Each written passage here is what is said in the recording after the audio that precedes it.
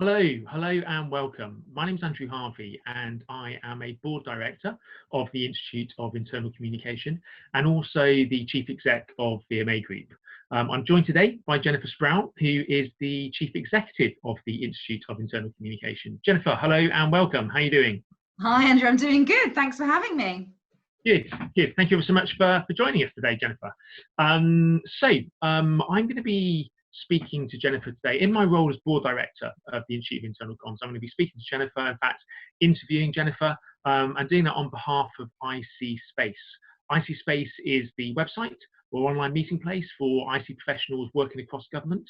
And as many of you will know, IC Space exists to support the delivery of excellent communications across the public sector. However, you don't have to be working in the public sector to visit IC Space. I think it's quite likely that we'll probably share some of this content with other members of the Institute of Internal Comms. So if you haven't been to the IC Space website, please check out the website below. We'll have it here at the bottom of the screen. Please do go and take a look. There's a lot of interesting content on there, particularly if you're interested in working in internal comms in government, or indeed you're just interested to know what's going on in internal comms within the public sector. So that's why we're doing this interview today. And we're going to be speaking to Jennifer really about the current situation in terms of COVID-19 and the impact that's having on the internal communications community. It is, as I look at the data, we are pretty much the end of July, so still a lot of relevant debate and chat going on, still a lot of challenge really in terms of how COVID-19 is impacting the comms market and the internal comms market particularly. So that's what we're going to be doing today, talking to Jennifer about that, getting her thoughts and views on the market, and probably trying to do all of that within the next 15 minutes. So we won't be talking for too long, but hopefully just a nice bite-sized interview with Jennifer today in terms of what's going on in the market. So Jennifer, before we get stuck into that, do you just want to say a little bit about yourself and how the internal comms, Institute of Internal Comms is sort of crucial really to what's going on in the United market? Yeah, absolutely. So for those of you that don't know, IOIC, Institute of Internal Communication. So we are a membership professional body, as it says on the tin, nothing cryptic in our name. We are solely dedicated to representing the internal communication profession. We've actually been around as an organisation for about 70 years, even though a lot of people get quite surprised by that, because internal comms still seems quite sort of a fledgling profession to some degree, which I think is quite an interesting thing when we look back at our history and actually how Internal Comms Institute was established back then as the Industry for Society of Industrial Editors, I think it was, after World War II. So, was there as a post-crisis entity at that time too. But as you'd expect for an institute, we obviously help people demonstrate their credibility as a practitioner, their skills through designation. We produce a wealth of content, including our magazine, online content, knowledge bank, peer-reviewed guidance documentation, awards, lots of virtual events, as well as a large sort of professional development portfolio. So really, we're here to help people succeed and be great at internal communication and give them the space to, I guess, share those challenges with like-minded people, as well as hopefully give them the ability to really excel in whatever career or organisation that they're working in. Brilliant, thanks, Jen. And as you say, clearly, given what you do, very much operating at the heart of the IC community. So, I mean, going on then to talk about the current challenges at the moment, how do you feel that the IC community has responded and coped with the challenge that is presented by COVID-19? How has the IC community really responded to that? I mean, the first thing I would say is I think the IC community has responded remarkably. I think we have really shone and shown our abilities and to help organisations through what has been a crisis, certainly of my lifetime, that I will never forget. Actually, I think we've really come forward to help move things at a pace that I guess some of us didn't even know we had, from whether that was enabling workforces of thousands to suddenly move to remote working, and how does that work? What's my role? How do I contribute? Actually really helping that crisis moment, to then moving on to helping people feel a sense of connection during what's felt like a very isolating and unconnected time. So being able to actually allow organisations to continue, actually to keep doing what they're doing in a different way, and allowing employees to feel part of that. As well as one of the other things I think has been really important is actually our ability to coach and guide our leaders, our colleagues, to really deliver a sense of honesty, transparency and trustworthiness in a time where it's just so uncertain. And then let alone the work that we've done to really manage and help with well-being during this time. I mean, we've done an inordinate amount. We have done that, I think, on very lean budgets, very lean machines, sometimes to the detriment of our own well-being. So I hope there's lots of internal communicators having a little bit of a rest while they can. But I think the things we have been remarkable. We have been the go-to department, I think, for many organisations. Okay, thanks, Jennifer. Thanks for asking that. So just in terms of, you've talked there about how the IC community is responding to the current situation. Do you see any differences between how internal comms teams or individuals are responding in the private sector, in the public sector, or in charity and not-for-profit? Do you see any similarities? Yeah, there is definitely similarities. There's definitely nuanced differences. I think that the similarities have been across all industries and across all sectors, from public sector to not-for-profit to private, has been this need to, I guess, create a sense of community, a sense of keeping people connected in the disconnected. The light has shone on well-being and helping people feel well-being and motivated and knowing their place. I think, and the need for human-centered communication is relevant in any sector. It's you know, what we're saying is different, but how we're saying it actually has been quite consistent in terms of the need to make that change and actually put employee well-being and employee comms first and foremost in organizations. I think that has been really consistent. I think there are, like I say, different nuances, obviously, in the private sector, again, depending again on the sector, has been perhaps what you're having to communicate. So how does it affect some of the people's, if you're closing sites, if there's been a high level of furloughing, depending on the sector that you're in, having to balance how you keep furlough people and non-furlough people together and how you bring them back together, as well as perhaps communicating more, I guess, uncertain and negative impacts on the financial resilience of the organization. I think obviously within the charity sector, they have obviously with the diminishing ability of face-to-face, you know, from their point of view, is how do you keep fundraising? How do you keep that sense of connection when actually all the ways we normally generate our fundraising has been really difficult and they've been really tough. And then I guess for the government and public sector, it's not so much as a financial thing, but actually a light has been truly shone on what government is saying, how they're saying it across departments, and that need for consistency, that need for clarity, and I think also the power of purpose.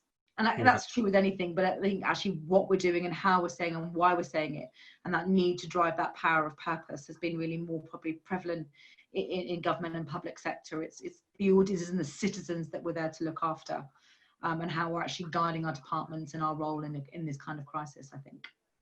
And it's clearly, as you've outlined, I mean, there's no doubt it's a hugely challenging time for everyone at the moment. How do you see these challenges evolving for the IC community? Absolutely. I think, you know, we can certainly say, I think, without any shadow of a doubt, that the rest of 2020 is going to be of continued uncertainty, both economically and health-wise. You know, we have got a roadmap for how we're supposed to get back, but it's all if, buts and maybes, depending on the data, depending on the evidence. And it's also going to be based on how we feel as humans and how we feel as employees, how well we feel taken care of, how much choice and trust that we're given. So I think 2020 is going to be still that continued uncertainty. And I think feelings have changed for all of our employees at the beginning of lockdown. Some really loved remote working. Some really meant they couldn't work because their job didn't allow for it. Some really struggled with whether they were living alone at home or home working with that sense of isolation, or that their home environment wasn't equipped for it. But there's some people that said they loved it. Now I'm not quite sure. Maybe I'd like a little bit of both. So I guess it's trying to figure out what is going to be long-term change and what is short-term change. And that's, as well as it is about that ongoing dialogue and that ongoing listening. I think that, you know, the word, you know, it's been comms bingo, but the word of the moment is the hybrid organization. And I do think the future is going to be one where the contract between employer and employee is one of choice and trust, but how you make a one size fits all for when we've created such a variety of need and exposed a lot of things is going to be very, very difficult. And I think it's going to also be quite difficult to think about. This is going to change organisations, whether that's government, whether that's charities, whether that's private sector. Business or organisational priorities are going to shift dramatically. So we're going to have to move people with us on that journey. So yes, it's going to be a lot more change to come. But it's do we actually think for definite is going to be the right change, and what we should think, maybe that's just a short term. And I think that's a real challenge for the minute. I totally agree. I mean, there's lots to think about there. I mean, understandably, in this current situation, we talk a lot of the negatives, you know, the bad things that are impacting and the downside of what's happening. But we also can see that there will be some positives for the internal comms community, for internal comms as a profession, perhaps, and the way it's perceived in organisations. What do you think personally, from your experience and speaking to people, what do you perceive as the long-term opportunities for anyone that's working in internal comms? I think out of crisis and struggle there also becomes great opportunity. And I think we should feel positive as a profession about our future, and the visibility of what we do has increased significantly. I mean, as I always see, we did a survey at the beginning of the crisis to ask people how they responded. And 90% of our respondents said they felt that overall this will have a positive impact on the internal communication profession. So I think there is an awful lot of opportunity. Everyone I've spoken to, whether that's from all communication professions spanning it, they've all said the fundamental thing that has come out of this as a game changer is internal communication. And it's not necessarily that we haven't always been competent with the skills or the abilities, but it's actually going, maybe we really do need you. Maybe we should bring you into that conversation earlier. I think, rightly or wrongly, as internal communicators, we've always felt lower down the food chain. But I think that this has put us further up the chain. We've talked about inside out reputation management. I think that's going to become more and more prevalent. There's going to be some organisations that have got that really right and some that have got that really wrong. And actually how you treat and maintain employees, from how you keep them motivated, keeping them feeling productive, keeping them feeling aligned, to how you make them feel that sense of purpose and a sense of why am I here and what am I contributing to. I think that actually that is fundamental to what is going to make an organisation successful in the future, whether that's successful in delivering on their policies or what they're doing for their citizens, or what they're doing for their customers, what they're doing for their shareholders and their stakeholders. I think that that's going to put, actually, employees are the secret to that success. I know that sounds a bit cliche and we've heard that, but finally, from a communication point of view, is they're the must-have audience, not the last thought audience.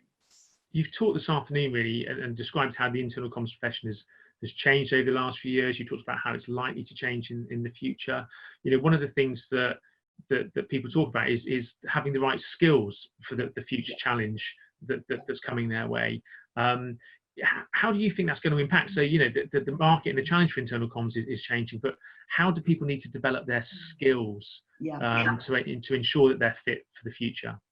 Is a really good question, and as you well know, Andrew, as being involved, we at IOIC refreshed our profession map in January 2021. Believe it or not, when we did that, we didn't see a global pandemic coming. But I have, you know, taken a moment at this point in the process to look back at what we produced as what is good skills and knowledge of an IC practitioner back in January, and all of it still rings true. I don't think that if you want a resource that looks good, what a good internal communicator looks right, it's still all in there. I think though what we need is perhaps to think about the balance of our learning and the priority of our skill development. So we talked about, and this is a passion project of ours, absolutely, is the need to think more strategically. We often have a habit of going to our comfort of channels and tactics and measurement because it's what we do, it's what we're good at. And we've been saying this for a long time, but this has never been more pertinent, because if organisations are going to change their models and the way they do things so intrinsically, you need to step back from a strategic perspective to then think, how am I going to drive that? So if we are looking at hybrid organisations of the future, of working in different shift patterns in different locations, actually looking at what makes me a good employer, how do I keep productivity, how do I keep feeling good? If we need to take a step back and strategically think that forward and place IC as a strategic element with clear KPIs and financial or organisational impact. I think we've been saying that. And also the other thing I would say from a skills perspective is that we also need to think about our stakeholder relations. You know, again, one of the things that's really come out in this crisis is the alignment of internal and external communication. We've also had the issues of, what if it's in HR? Where does that sit? Is it a people function? Is it a communication function? I think we need to step away from all of that. And this is about how we collaborate and actually how do we go in and solve problems and bring solutions into organizations. There will be technology that will solve any problem. Technology is an enabler. It is not an answer. What our job to do is to think, what does the organization need? How do we get it there? And how do we provide a strategic solution? So I think that, yes, we need to up our ability to be more strategic. And yes, we need to up our ability where we have great skills is in listening. We're very empathetic. That is, gather that information, gather that insight. And actually, I know from a public sector point of view, public sector is extremely data-driven, insight-driven. Actually being able to take that insight information and think that through to give a strategic way forward for internal communication. So I think, yes, perhaps how we do it will change, our context would change, but actually our skills and what we say at IOIC, what good looks like, is still the same. We just perhaps need to put our strategic thinking a little bit higher up the agenda and using insight and evidence to get there. Thanks, Jennifer, for sharing that. So I've asked you quite a few questions to give us quite a lot of insight this afternoon. If I was to ask you, if you had one piece of advice right now that you could give, so based on everything you've said, it's all been really interesting. If you could share one piece of advice with an internal comms professional right now, what would that piece of advice be? I think I've alluded to it a little bit in the last answer, actually, is this point of listening. Listening is the greatest tool in our armory, and it's the thing that allows us to connect what we're doing, how we're doing it, and bring people along. As I think we are through that sense of panic. I wouldn't say we're out of crisis, you know, as a nation, we're still there. We still don't know what's going to happen, but we're out of perhaps panic mode. I think that what my advice would be now is to sit back and like I said at the very beginning, is try and work out what's long and what's short term, and get close to our leaders to find out and listen to what they want, how they want to change their organization, and then get really close to your employees to listen about what they have liked, what have we learned, what has engaged them, what's had a positive net impact, whether that's on productivity, whether that's on well-being. All those things contribute. And think about how you are gathering that intelligence and how you are putting that into a forward plan. But that's only going to do by taking that job and going out into the organization and talking to people, listening to people, maybe also tuning into, it depends on your technology, whether you're using Teams or Slacks or Yammers, or whether you just externally just tap in to those conversations and just listen, the power of listening, and also as well, keep abreast of what is happening externally.